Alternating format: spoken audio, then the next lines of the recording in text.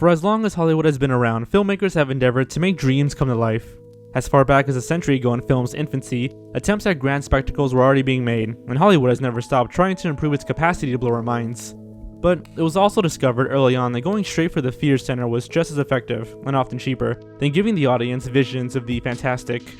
So today, we're going over 10 early films that are every bit as unsettling today as they were decades ago, some that were even deemed too disturbing for mainstream audiences.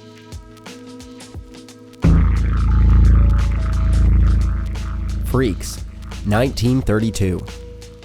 Todd Browning was already a veteran film director by the time he scored an enormous success with 1931's Dracula, the Bela Lugosi starring classic that helped to define the horror genre. Due to that film's groundbreaking success, Browning was given pretty much free rein to create a unique vision for his next project. He did not fail in that respect. His 1932 film Freaks has been described as inhabiting a genre all its own, one that no other filmmaker has dared to touch. It's the story of circus sideshow performers, a trapeze artist and a strongman, who conspire to kill one of their fellow performers for his inheritance. But the cast was populated with actual freaks, circus performers recruited by the producers, including conjoined twins, a limbless man known as the human torso, and others with the types of deformations that audiences had simply never seen. Test audiences were treated to a horrifying ending in which the scheming pair are attacked by the freaks during a rainstorm, with the strongman castrated and the trapeze artist mutilated beyond recognition. Most of this ending has been lost, as these test audiences were appalled, and one woman even threatened a lawsuit against production company MGM, claiming that the film caused her to have a miscarriage. Despite being given a new ending and undergoing other extensive cuts, the film was still considered extremely controversial upon its release. It effectively ended Todd Browning's career and was completely banned in the UK for 30 years.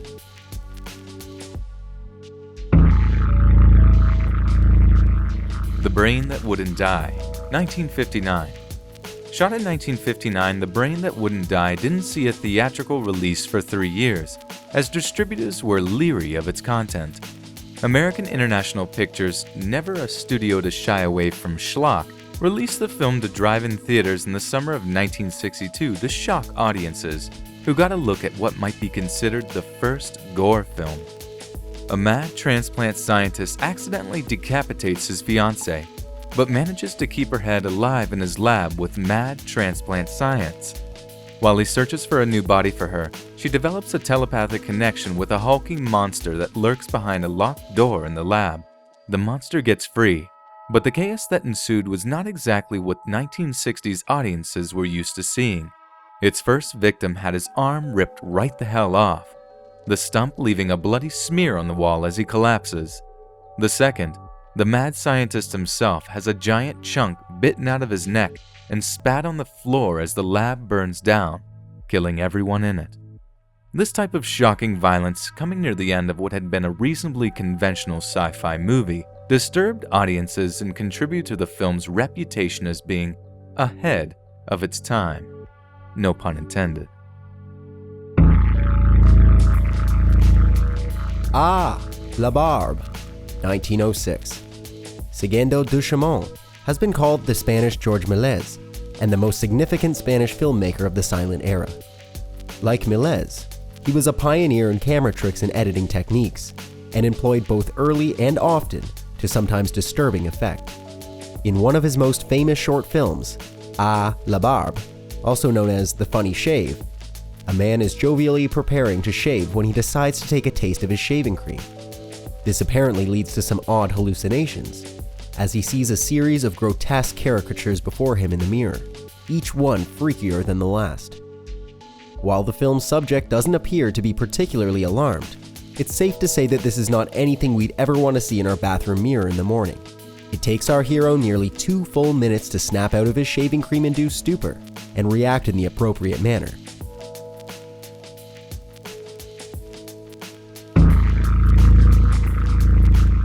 The Man Who Laughs.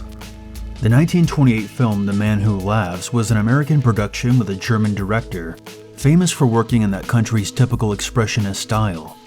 It's a romance and a melodrama Not at all a horror film, but its main character, Gwynplaine, although he's supposed to be sympathetic, is simply impossible to look at without hearing that small creaking sound in that part of your brain where nightmares come from. The character is disfigured as a child with a horrifying permanent grin, making him sympathetic in the way that the Hunchback of Notre Dame or the Phantom of the Opera is supposed to be.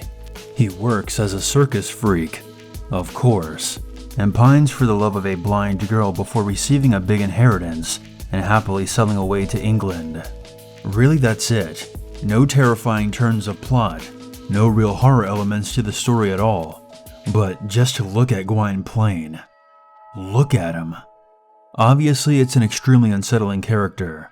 It should come as no surprise that the hero of this little remembered 1920s melodrama is the obvious inspiration for one of the most towering villains in all of pop culture.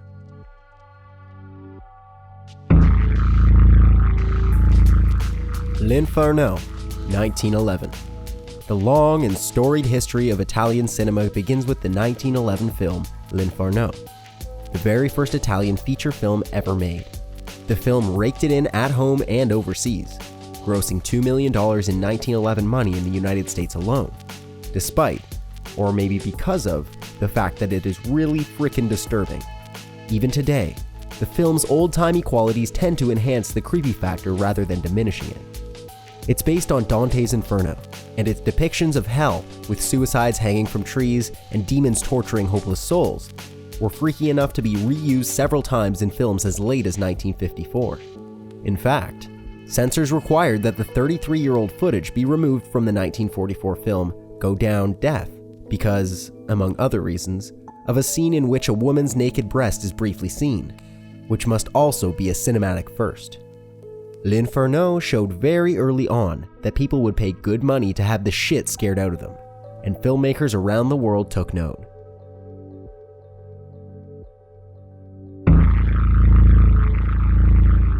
MANIAC. MANIAC was directed by Dwayne Esper, who was not so much a film director as he was a smart businessman who knew how to exploit the public's taste for the strange. Esper worked outside the traditional Hollywood system, taking his pictures on the road and advertising them with lurid flyers promising all manner of craziness that was forbidden by the Hays Code in Hollywood films. He bought the rights to the aforementioned freaks and was also responsible for a lot of exploitation, direct with titles like Marijuana, Weed with Roots in Hell.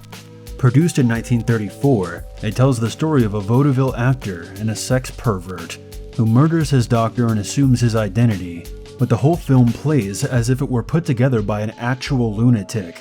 True to its subject matter, it features startling amounts of partial and actual nudity for a film its age, and features one notoriously gruesome scene where a live cat has its eyeball popped out, which is thought to either be a very good special effect or the clever use of a cat with a false eye. The film serves up plenty of psychoanalyzing and purports to be some kind of cautionary tale, as if it weren't giving its audience exactly what they came to see.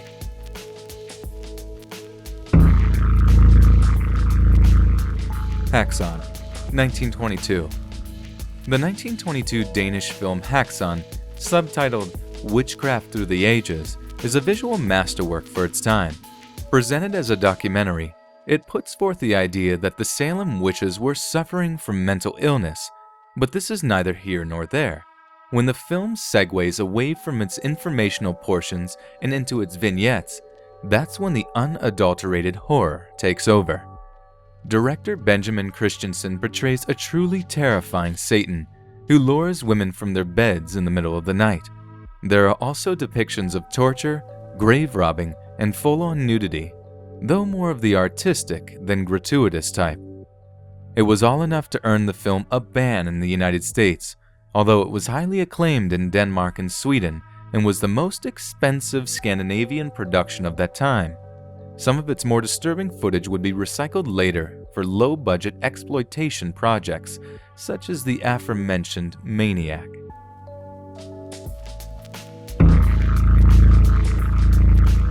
Meshes of the Afternoon. While she is not exactly a household name, the experimental films of Maya Deren influenced a legion of Hollywood filmmakers. She boldly embraced any and all techniques that would serve her vision. and her films are notable for pioneering techniques like jump cuts, superimposition, multiple exposures, and slow motion. Perhaps her best-known short film, 1943's Meshes of the Afternoon, is a masterpiece of ominous mood and circular narrative whose influence on film in general is plain. Our heroine, Duran herself, is having a very weird day. Events seem to keep repeating themselves and things in her home keep moving around. And then there's the matter of the black-cloaked man with a mirror for a face.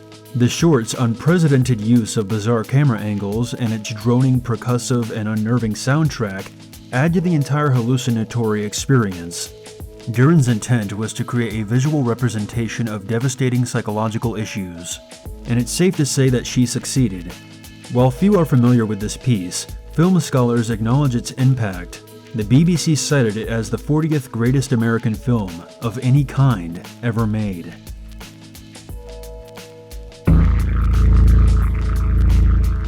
Eyes Without a Face, 1960. Among horror fans, the 1960 French-Italian film Eyes Without a Face is legendary. Released the same year as Alfred Hitchcock's Psycho, Eyes Without a Face barely passed European censors due to its subject matter and received an edited release in the United States. It's the story of a mad doctor who is obsessed with finding his disfigured daughter a new face, even if the donors are less than willing. This 1960 film literally shows, with unflinching detail, the surgical removal of a young woman's face, and that's not even the creepiest part. The daughter is forced to wear a mask to hide her disfigurement, and its proto-Michael Myers blankness is absolutely transfixing, and not in a good or comfortable way. Of course, when we actually do get a look at her under the mask, it is not any better at all. Despite a lukewarm reception upon release, the film has come to be considered a masterpiece, and its influence on other filmmakers has been substantial. John Carpenter has acknowledged that Michael Myers' look was inspired by the film. John Woo largely copied the face transplant sequence for his film Face Off, and yes, Billy Idol also cited it as the inspiration for his hit song of the same name.